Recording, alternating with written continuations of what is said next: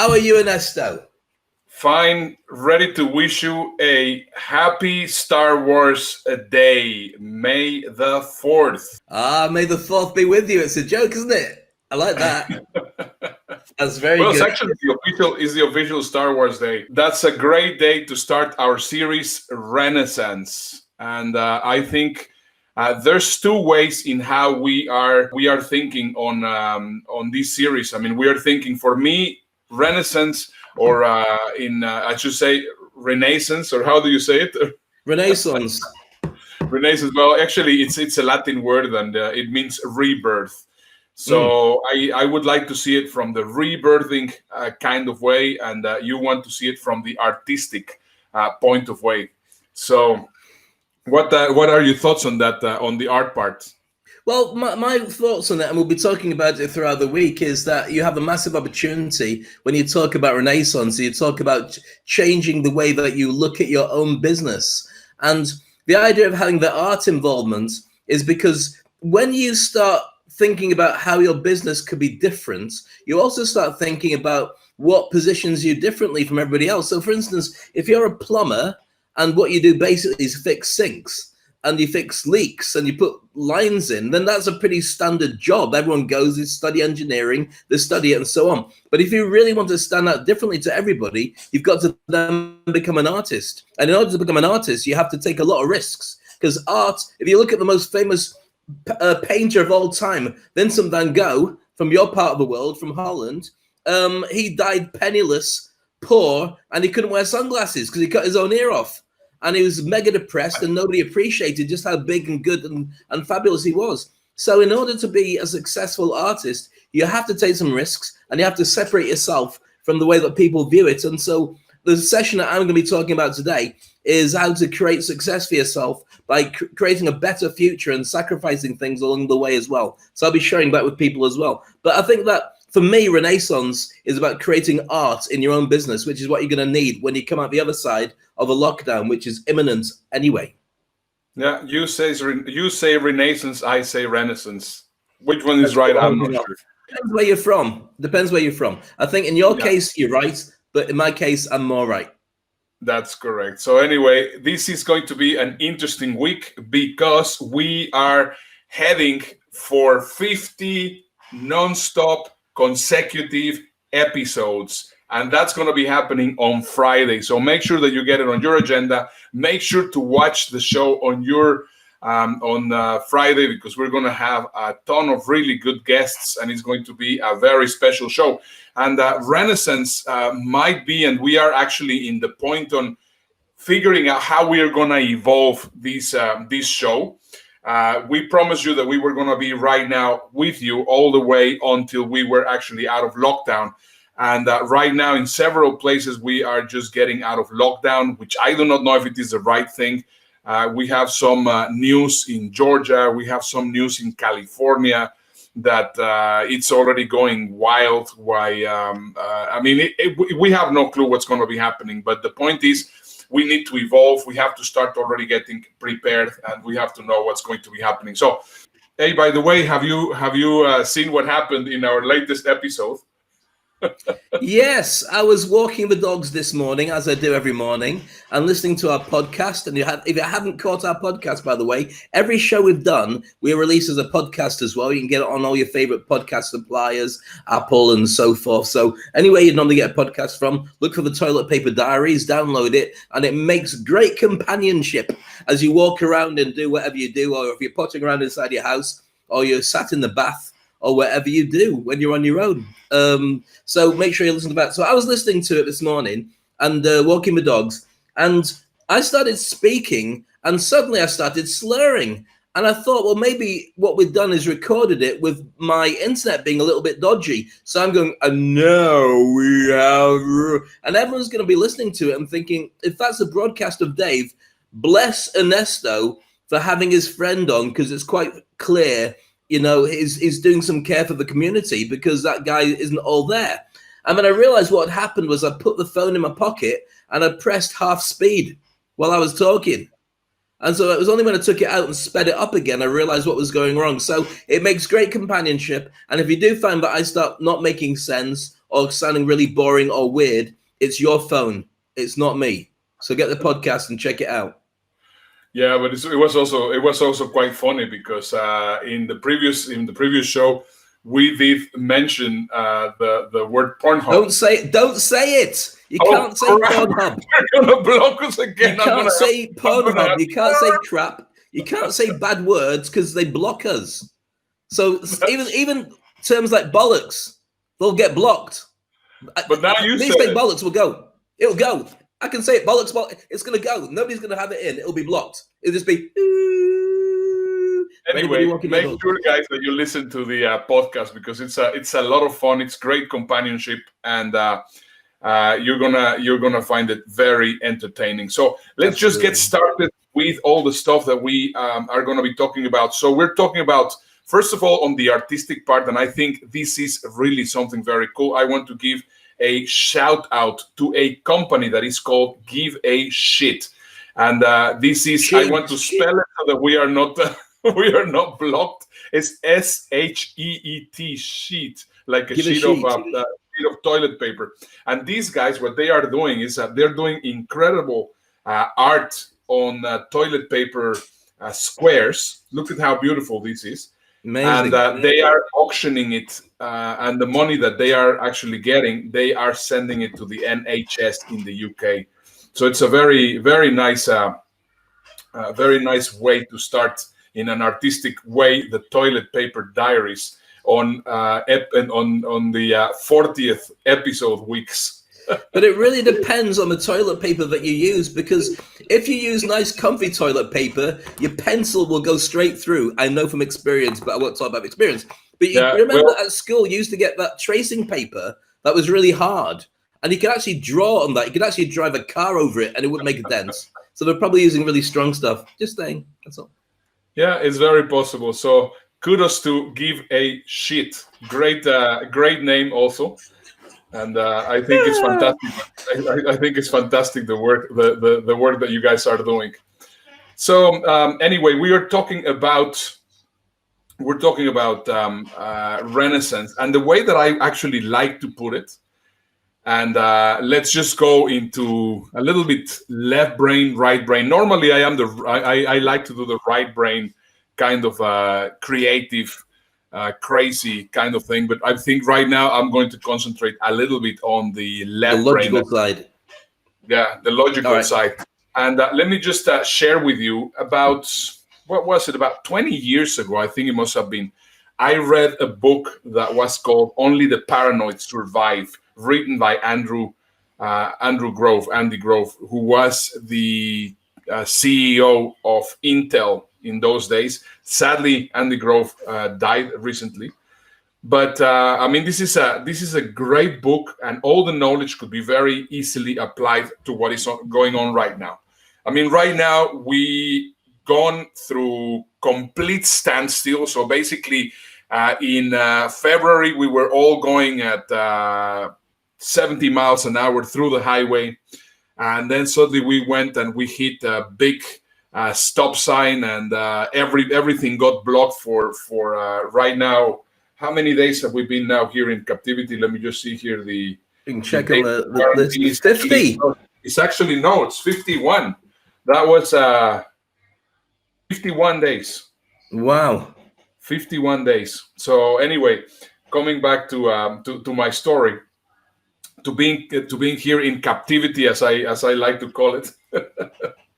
And then right now we are all desperate. We are all with long hair. We're all upset. We are all gained weight. All sorts of things have happened, and now we have to come out and what's going to happen. So we basically have to figure out. We're going to find out that some of us are not going to have jobs anymore. Some of us are going to have to start a new career because possibly what we were doing before was not working. Suddenly, we see that there's many different forces that have been just going in and out. And it's a very interesting book. And there's also several videos on YouTube that you can watch that can just explain to you a little bit more about these or only the paranoid survive. But for me, the biggest and most important learning from this book is what he talks about, the inflection point. So basically, an inflection point. If you everything goes in business like a wave. So sometimes you have the top of the wave, sometimes you go to the very bottom of the wave, and it could be up and down. And the only way that you can actually take your business to the next level is when the business is at the top. You have to figure out what worked, what didn't work, and then you actually try to build on that, but making the adjustments and making the different changes that you require. Now, what is incredibly important is that you realize that right now we are exactly at that point. We are exactly at the inflection point. And if people don't really change and think that we were going to go to quote unquote normal, they're just going to go down to the bottom of the wave. However, if you understand where we are and what we need to do and how things are going to be changing, you might have the chance to actually go into the next level. Just think of it this way. I mean, this is exactly the metaphor that Andy Grove uses in the Only the Paranoid Survive. And he says, if you go and start walking in the forest and you suddenly get lost in the forest, what you need to do is, before you continue walking, you have to stop and think what's going to happen. And this is how I would like to see Renaissance. This is how I would like to see this entire week. We're going to be talking about what's going to be happening after the lockdown is over. What are going to be the changes that we can expect? And we are going to culminate on Friday with our 50th episode. So this is going to be a very interesting week. So make sure that you are with us watching it. I've never read that book. That's really fascinating. I need to take the details of it and read it for myself. And you said it's 20 years ago you read it. Yeah. And it's never been as important to look at those elements on that screen there as right now. Every single thing I saw on there made perfect sense for today. I was just saying I want to get a copy of the book so I can look through, because everything I saw on that list is super relevant for right now, especially the people who are in denial, who are thinking I'm okay because I was okay before. And I didn't realize that everything's pivoted and shifted, and the ground that we're on before might not even exist for when they come out of it. And hopefully they've been keeping stock of all that. But we've got so many journeys and adventures that are due to happen in the next couple of months. I think everybody should be a little bit paranoid and a little bit worried if they want to make sure that they're available to be part of the future. This is exactly where we are, and there's how we're going to be moving through. So this is a video that was actually put together by the economists. It's a little bit long, it's about 6 minutes, but it will just tell you exactly what has happened and what has brought us into exactly this moment. I think you're going to find it very interesting. Have a look. Around the world, people are beginning to contemplate a life after lockdown. China appeared to have passed the worst. Some of Spain is returning to work. Germany is due to end social distancing measures in a week's time. And governments are grappling with what to do next. With no way to eradicate COVID-19 and the ever-present risk of a resurgence, what's the right way to leave lockdown?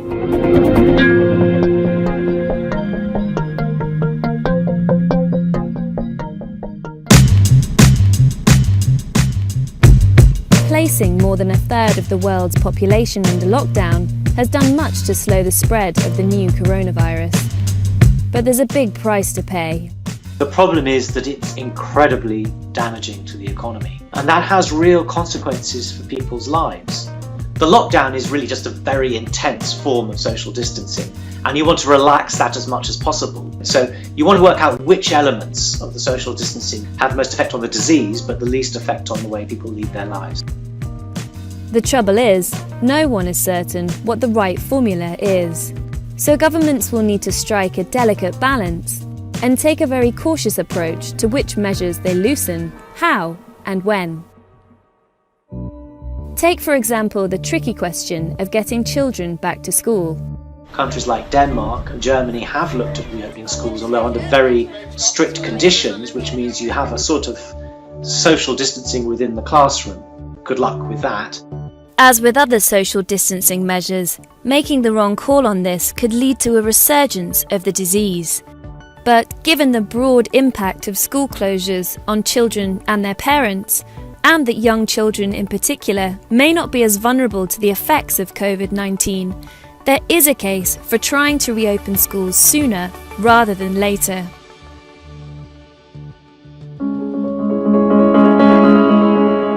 China has already pioneered the use of social distancing measures within schools to enable them to reopen. So far, the country has avoided a second wave of infection, which is why there may be other lessons to learn from China's staggered return to daily life, from capping the number of people allowed in restaurants and public places, to severely limiting the number of workers that firms can have on site each day. Social distancing isn't a binary phenomenon. The way to think of it is a series of measures, each of which does a little bit to reduce the spread of the disease at a particular inconvenience or cost to the society. An element of trial and error is inevitable, which means governments will need to be prepared to tighten the rules again if new infections start to mount. A second element, which helps you with all of that, is testing and contact tracing.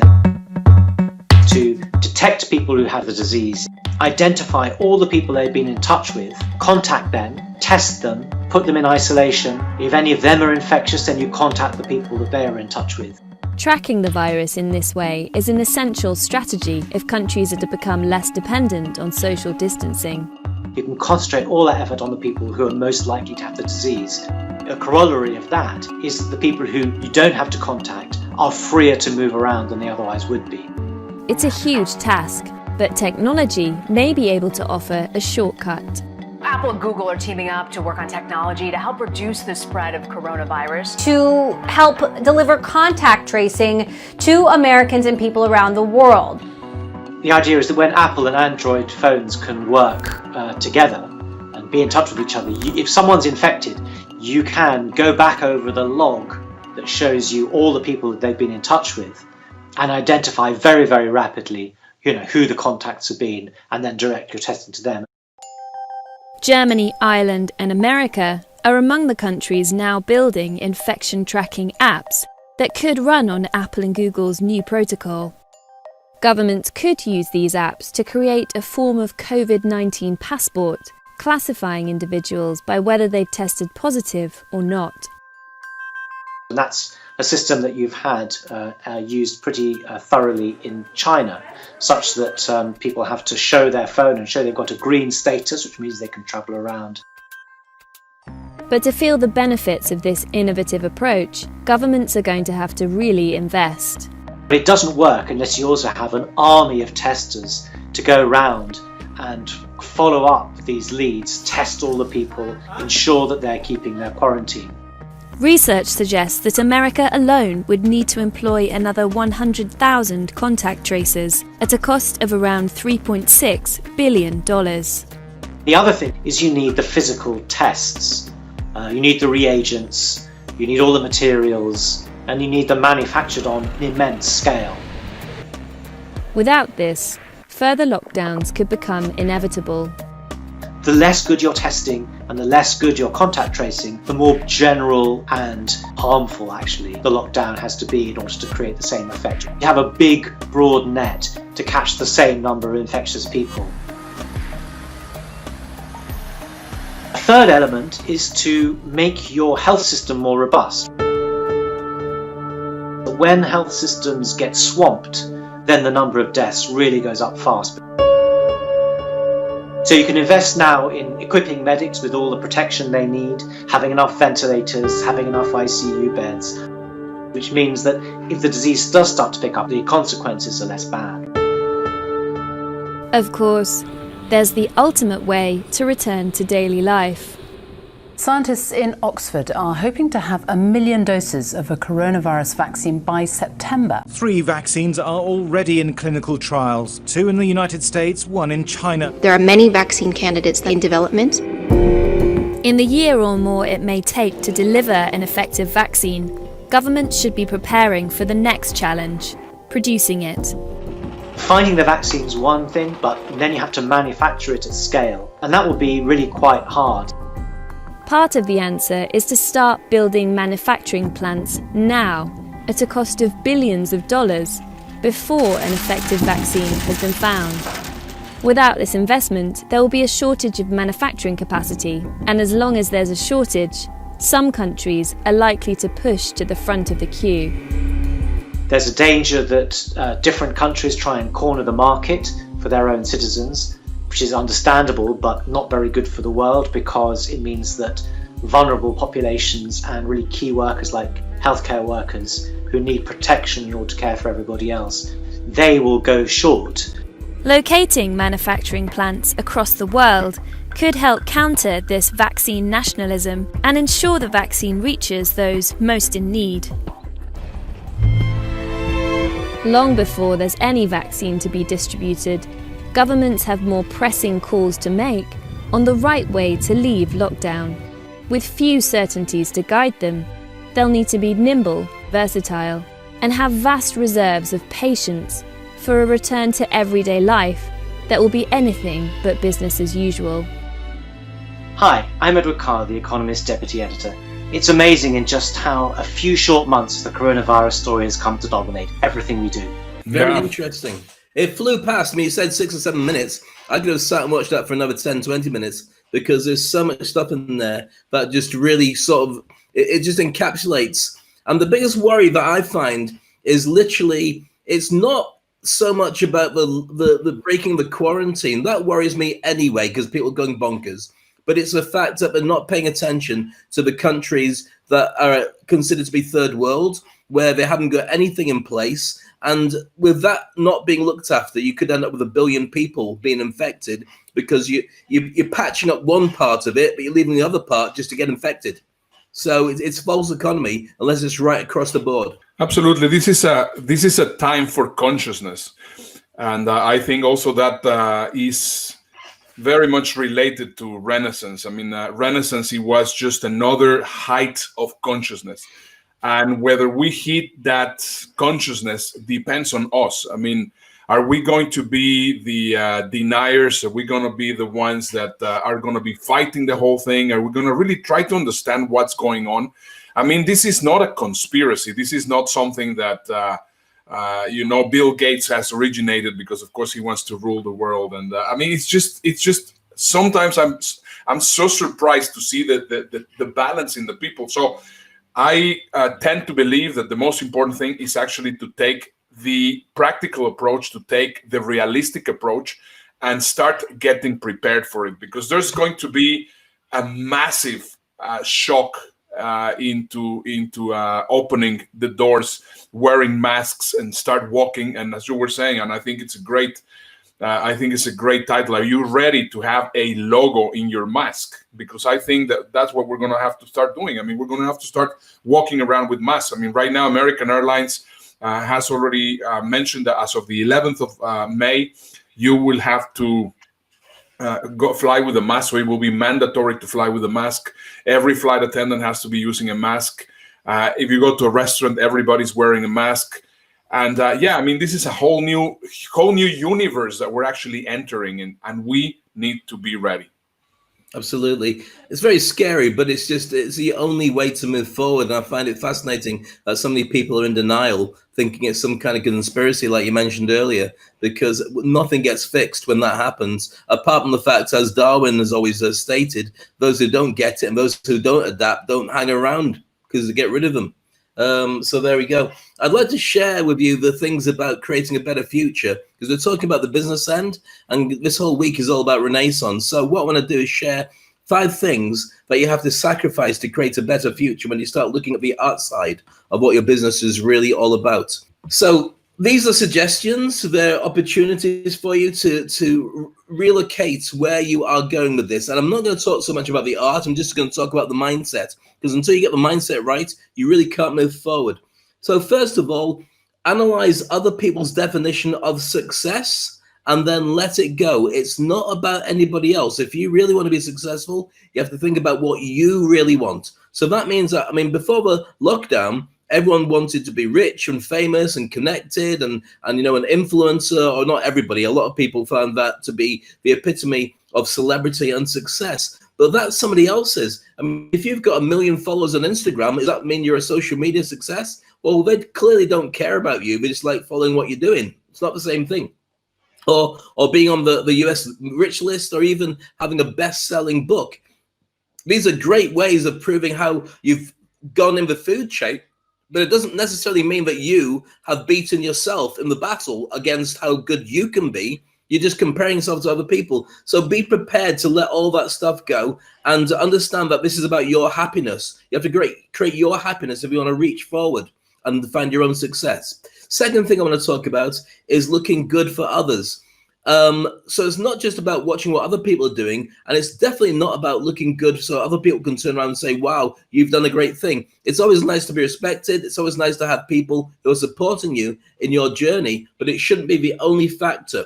And when you study something really hard, when you become a master practitioner at anything, whether it's a martial art or it's engineering or it's computer studies or anything like that, it doesn't mean that your mastery makes you the very best person at doing it. What it does is you end up with better questions than everybody else, because you realize that you've become a student of the art that brings you right down again, but you're able to now go to a higher level with the discoveries than most people can do. So really try and master as much as you can do, but remember, it's a one-person journey. Next thing I want you to look at is busyness. Everybody says, oh, he must be busy, he must be doing really well, but busy doesn't necessarily mean focused. So what you need to do is think about what your time is worth and whether you're actually doing the very best with your time. So if you're every hour of every day working really, really hard for somebody else, for instance, then that doesn't mean necessarily that you're heading in the right direction that you need to go in. It just means that you're filling all your hours and you're going to be exhausted. And the challenge with that is how much time you're going to have for reinvention and how much time you're going to have to actually look at your personal development and where you actually want to be later on. So what typically happens is you work so hard and then you flop down in front of a TV exhausted and then start the whole day again. Well, maybe what you need to do is change that flopping down in front of a TV bit to slow down during the day, to be able to advance yourself by learning new skill sets and new things that will allow you to go into a different position later on. So then you can scale it. And the way to do that is to think about ultimately, what is your hourly rate? What do you get paid per hour? Because the ultimate way of gauging it is if you can be paid a certain rate per hour and other people are paid the same rate, why should they choose you? When you become a specialist at something because you're really good at doing it, your rate goes right up. So when that happens, you spend less time doing the jobs that other people can do and more time on the stuff that earns you better money. But it also means that because that better money is coming in, you've got more spare time to recreate and look at your art and look at your improvements and even have time to chill. And that leads on to point number 4, entertainment and distractions. Successful people make sure they've got plenty of free time, but they use it differently from everybody else. So it's always useful for learning skills, for being productive and for moving forward in your life. But it also means that during times like the lockdown, you haven't spent the time watching Netflix. You've had plenty of spare time, but you've used it on something that's good for you. They also do watch TV and we also do read books and we also do like listening to music, but that's because they understand that every second of every time is a choice. So using that time to chill out rather than just to flop down and switch off also has its values. And the fifth thing I want to talk about, and the last thing, is ignoring opportunities that are kind of okay, but not really where you want to be. If you've got a vision board, if you've got a roadmap, if you've got a set of goals that you truly want to hit, and you get opportunities along the way that kind of distract you and take you in a different direction from where you really want to be, ignore them. Focus on where you truly want to be, because when you get there, it will be worth it. And it's difficult. Sometimes you've got to pay bills, you've got to raise a family. And so those are challenges, but always keep your eyes on the prize. Otherwise, you'll kick yourself later on down the line that you're nowhere near where you wanted to be. And you just kind of ended up here because, well, I didn't make the right choices. So the end result and the final conclusion is this. It's you versus you. Whatever you decide to do with your life, when you reinvent yourself and you look at Renaissance, whether it's rebirth or creating your art, it all comes down to playing a higher game than everybody else. Typically, we get about 80, 90 years at this. And I hate to think that when you get to the end of it, you look back and you go, I got it all wrong. So right now, doesn't matter how much time you got left, use it differently and value your time above everybody else's. Phenomenal. Dave, I love that. That's absolutely great advice and great information. You know what? One of the things that I also think is very important. I mean, a lot of the stuff that it doesn't matter how much we want to implement and to start doing stuff. I mean, we are not 100% in control of what's going on because, of course, we have to rely on governments. We have to rely on other people which are somehow, to a certain extent, taking decisions for us that are not 100% what we would like to be acknowledging, and that's one of the big challenges. I have here a very interesting video where you can see how Germany has been helping businesses, and it's just really very interesting that we learn from Germany. I mean, obviously, it is not our decision; it is not in our hands. But I want you to be aware, because this is the kind of thing that, especially if you're living in the first world, I mean, if you're living in Europe, if you're living in the United States, if you're living in Australia, try to see how these people are handling this, because I think it's important that you're aware who's actually in power, because they're going to make a big difference whenever there is a mess. So have a look. 1 month ago, my brother found 30,000 euros in his bank account, and the money came out of nowhere. It wasn't from the lottery. It was from the German government, who was helping his business survive coronavirus. And all it took was 3 days. Ladies and gentlemen, this is how it should be. Let me explain. Early this year, COVID-19 hit Germany and everything changed. They had empty streets, a lockdown, closed businesses, and a shattered economy, just like every other country. But the Germans acted quick. So they introduced a 600 billion euros fund that is bigger than the GDP of Poland, and they didn't sit on it. Instead, they acted quick and gave the money fast. So fast that most businesses got their money in a day or two. 150,000 artists, shop owners, and small businesses in Berlin alone were paid within a week. There were no hiccups or delays, at least on the city level. And that is how my brother's business survived. In many other countries, there are two problems: coronavirus and slow governments. Coronavirus kills lives. Slow governments kill businesses.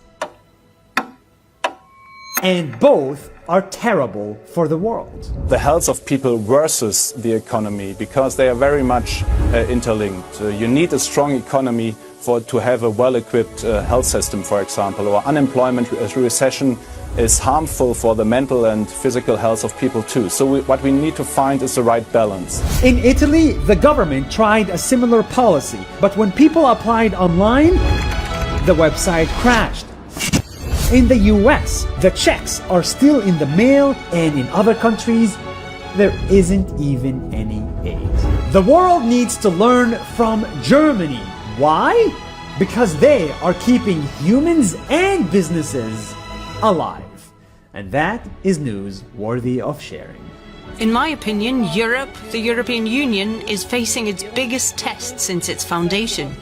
Our populations are also facing a huge health challenge. All the EU member states are being affected on varying levels. We're all affected.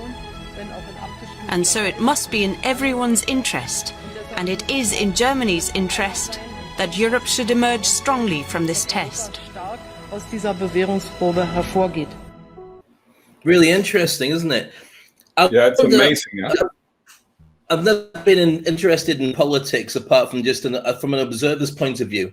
But that decision to look after the country and throw money at the country to keep everything afloat is such a big decision to make. But it's the only one. The amount of countries that sponsored people to not sack their staff, but to give them 80% of the earnings of what all their staff were, just to keep them at home safe. But when they come back in and they've got to reinvent their business, you've got a full quota of staff waiting to reinvent it. That keeps the company afloat and keeps the country afloat. And so it makes perfect sense to go down that route. So well done to Germany. And I worry and I fear for all the other countries that haven't quite invested in that kind of level of looking after their own companies and their own people.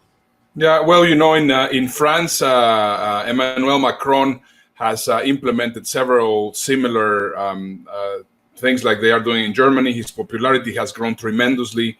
Same thing has happened in Italy. Same thing has happened in several countries. So right now, it's exactly where you will see who's actually doing a good job and who isn't. I mean, right now, for example, Mexico's a disaster. I mean, there's many different countries which the governments absolutely suck.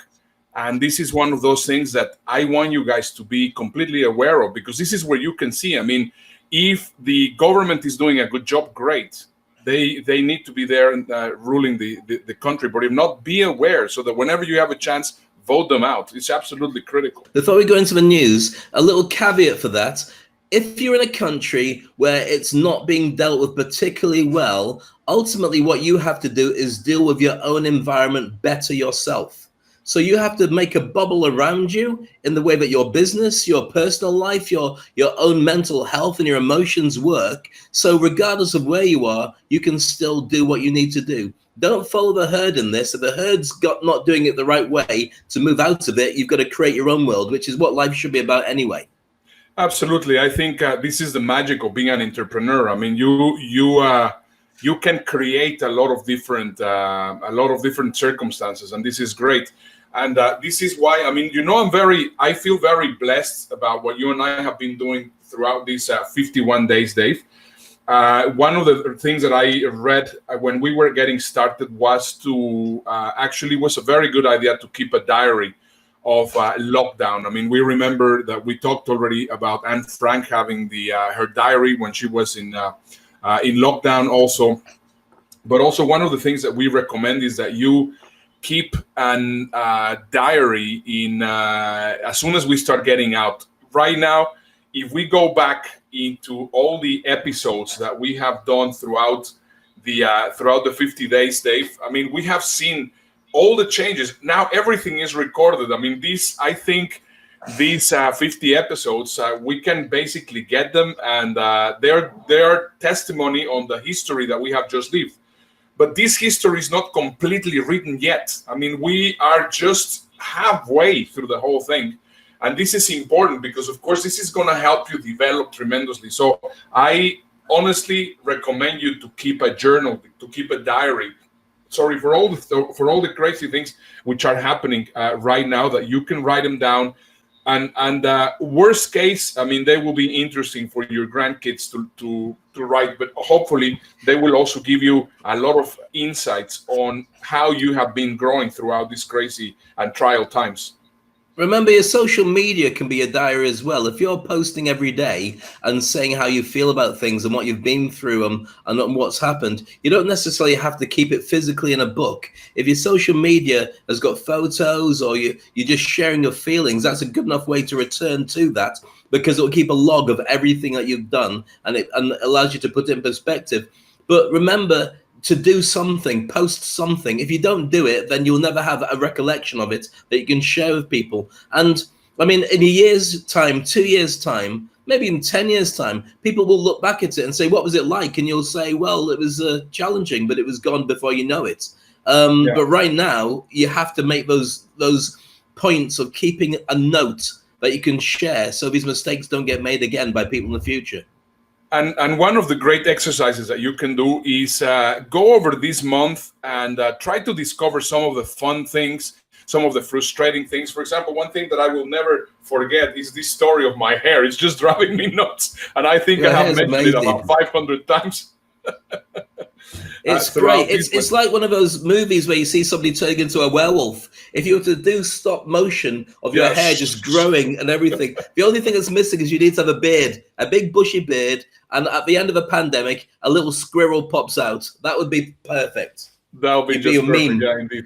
But I mean, there's a lot of fun stuff. For example, I mean, let me just show you here. I mean, this was one of this already happened a while ago, and I've been actually dying to show this on the show.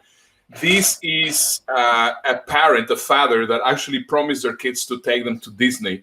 And because they couldn't go to Disney, the dad actually created the entire Disney parade in their living room. Have a look.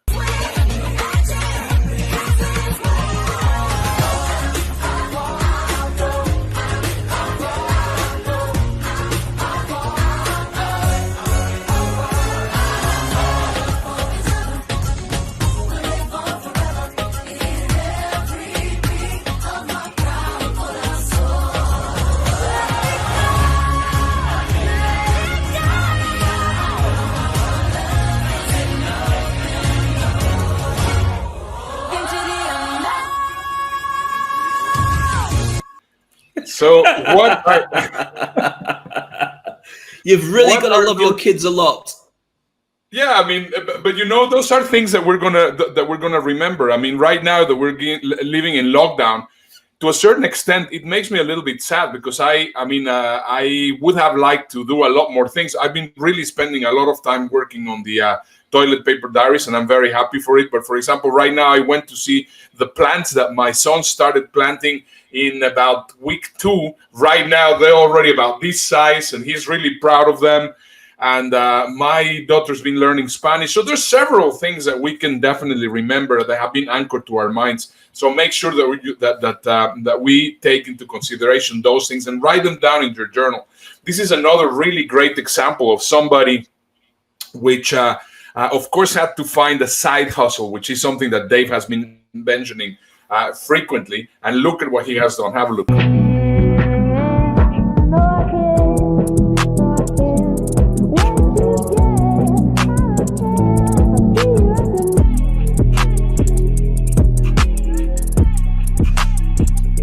Yeah, I think it's awesome. I mean, the guys said, well, you know, we can actually cook pizzas. I mean, there's no pizza restaurants open here. Let's just start doing stuff, and we can just make a little bit of money there. So I think we have gone through a very interesting time, and that's why I definitely recommend you to use a journal. You know what? Another of the things that we're going to be finding on the as soon as we come out there, and this is just also something that came from The Economist, they say that this is going to be the death of the office. I think we have been informing about this already for a while, and I think that's just a reality that we're going to be facing. I agree. I mentioned it a couple of times. Banks are saying that 98% of their staff are staying at home, and they quite like it. So it may well be that we're all expecting the norm to go back.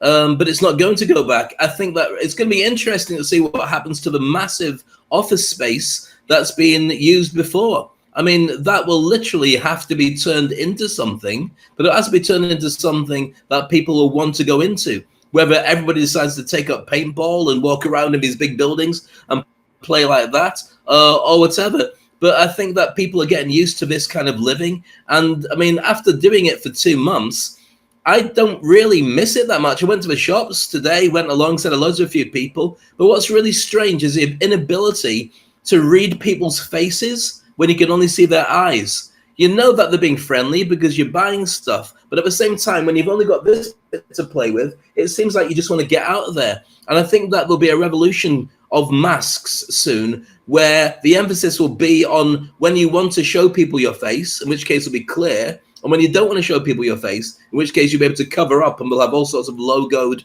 and comedy masks. I mean, we haven't seen anything yet that's been created that's got like big teeth on it, or like vampire teeth and stuff, but that's all to come, I'm sure. If we're going to stay safe, but also start coming out of it and creating relationships. At the moment, everybody sort of avoids talking to people. I met somebody today when I was walking with dogs, and he wanted to do the elbow bump, and I didn't want to. And it's not because of the fact he had a dog and I had a dog, and there might be. I just didn't feel that I'm ready to connect and run that risk over meeting strangers. And I would never be like that before. I'll be the first person to shake hands.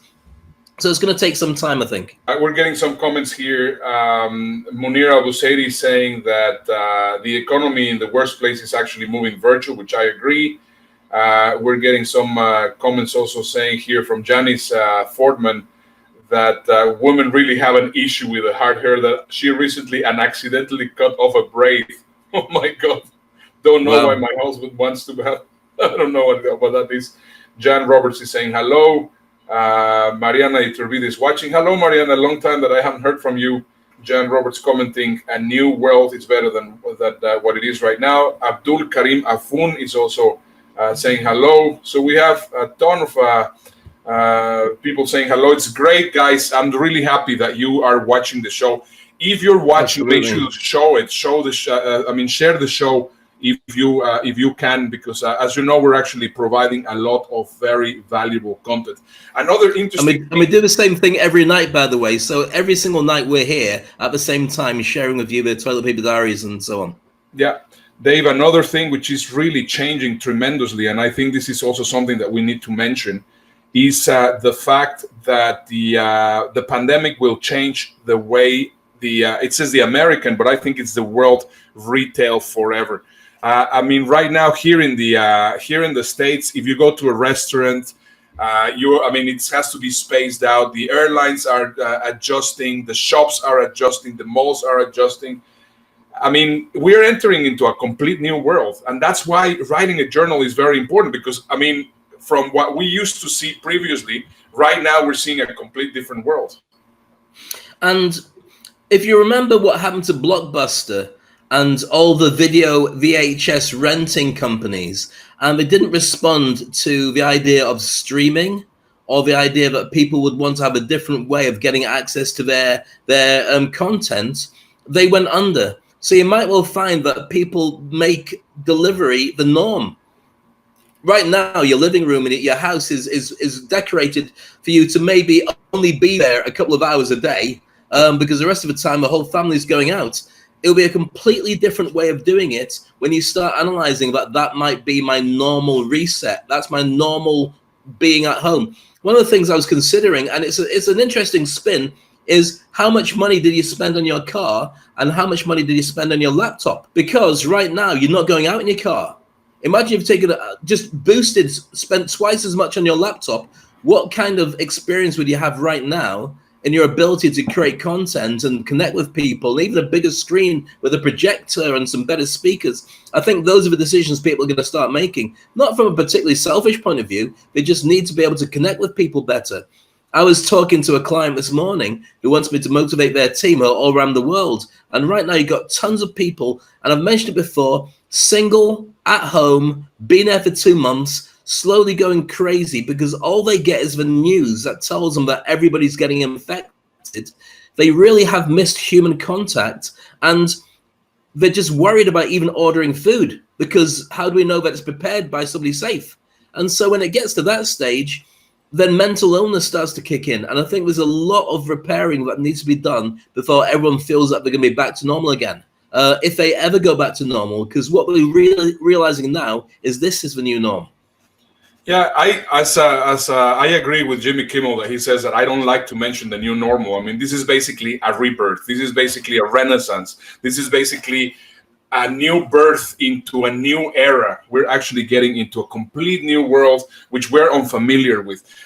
Just these kind of headlines. When could have we thought about these crazy headlines? The world is running out of space to keep oil. This is just insane.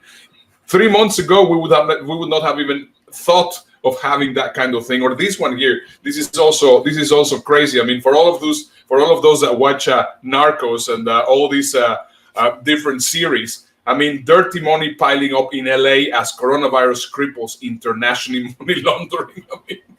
It doesn't matter where you're at. It's an absolutely new world, and the magic is we're going to have to be exploring it. We have to explore it by ourselves. So that's why I really recommend you to have a journal, because it's like suddenly there's a new world, and let's capture it, because possibly for your kids, possibly for your grandkids, that's going to be what is there. That's their world. But we actually came into a world which wasn't there, and we're just rediscovering that world. So this is a great opportunity for you to start a renaissance, a rebirth in a more artistic way, in a more profound way, and that you see it as an adventure. And we'll be sharing lots of tips and ideas of doing that throughout this entire series this week, which is all about Renaissance. And of course, our 50th episode. And we've got some major stars joining us for the 50th episode. We can't tell you who, because it's still in contractual states. But hello to all the people who joined our watch party, by the way. Many friends from over the years. Susan Reeder, Gary Gascott, Shamila Conte, Dennis Jays, Peter Brimson, Chris McGlade from Redcar, loads of friends. I do a watch party, by the way, every time that we broadcast every night. Join the watch party, share it, bring your friends, leave your comments. I'd love to know. And we do share them and go through them, by the way. So I'd love to have all the stuff that you're talking about. Well done to Mike as well for sending good stuff through. It's meant to be a big party, though sometimes we do get serious, but never too serious, I think. Well, I mean, it's companionship. And this is exactly, I mean, for me, one of the things that I enjoy is having my coffee with you, Dave, and, having a great conversation. And this is just something that I think it's what we need. I mean, we need that companionship. We want to be your companions in these crazy times that we're living in.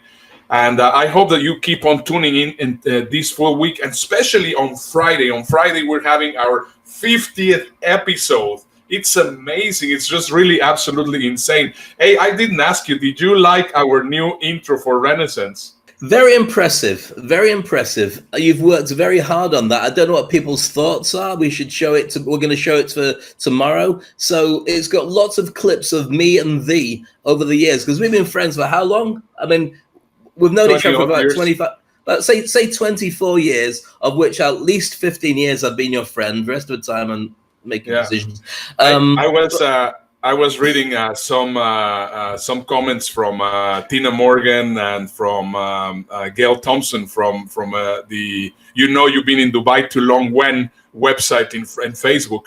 And they were just showing some of the stuff from Alamos and from Pancho Villas and some historic times. So we have been definitely friends for a number of years. I was talking to somebody about that this morning, and we were saying, do you remember the good old days of Dubai when we arrived? Because I arrived in Dubai in my late 20s, and I was a DJ, so you can imagine how the party times were. But we didn't have social media, and we didn't have mobile phones, so nobody really knew what you were getting up to. And I can't even imagine the Instagram world that people are going through now. I'm just so glad I got that out of my system. I'm an old fart, so I can just enjoy a cup of tea and a chat with a few friends. That's how boring I am. With a biscuit, maybe, if I want to really go crazy. That is correct. Anyway, we're running out of time. And guess what? I have also a new outro, which it's just absolutely fantastic. And you should definitely follow this family. These family are incredibly gifted, and I'm sure that you're going to really have a good time watching our new outro. Have a look and see you tomorrow. And make sure to remember that we have our 50th episode on Friday. See you tomorrow. Stay safe. We'll do the same thing tomorrow. Sit here on my butt and eat a churro. That seems fun. I've got 7 Zooms tomorrow. They'll say words like circle back and cash flow to everyone. All my kids want to play all day. I'm working, and we made the same mess.